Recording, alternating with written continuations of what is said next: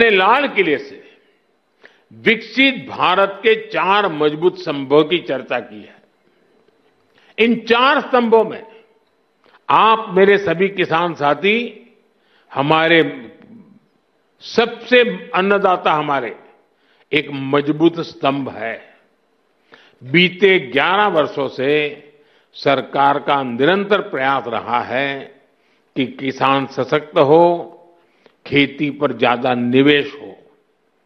हमारी ये प्राथमिकता खेती के बजट में भी दिखती है। बीते 11 वर्षों में खेती का बजट करीब 6 गुना बढ़ गया है। इस बढ़े हुए बजट का सबसे अधिक फायदा हमारे छोटे किसानों को हुआ है। मैं आपको एक उदाहरण देता हूं। आपको पता है कि भारत अपने किसानों को खाद पर सब्सिडी देता है। कांग्रेस सरकार ने अपने 10 साल में खाद पर 5 लाख करोड़ रुपए की सब्सिडी दी थी। मेरे आने से पहले 10 साल में 5 लाख करोड़। हमारी सरकार ने, भाजपा एनडीए की सरकार ने पिछले 10 साल में खाद में जो सब्सिडी है वो 13 लाख करोड़ रुपए से ज्यादा दी है।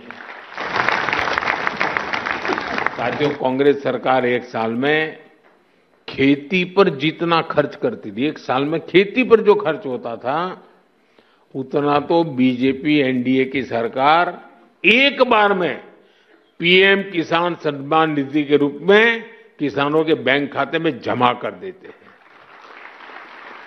अब तक 3,75,000 करोड़ रुपए सीधे पीएम किसान सम्मान निधि के आपके बैंक खातों में भेजे जा चुके हैं। साथियों, किसानों की आय बढ़ाने के लिए हमारी सरकार पारंपरिक खेती से भी आगे विकल्प उन्हें दे रही है। इसलिए पशुपालन, मछली पालन, मधुमक्खी पालन भी, उनके पर भी अतिरिक्त आय के लिए बल दिया जा रहा है। इससे छोटे किसानों को, भूमिहीन परिवारों को भी ताकत मिलती है और इसका फायदा देश के किसान उठा रहे हैं। अब जैसे शहद उत्पादन का सेक्टर है, 11 वर्ष पहले जितना शहद भारत में पैदा होता था, आज उसका करीब करीब 2 गुना शहद उत्पादन भारत में होता है।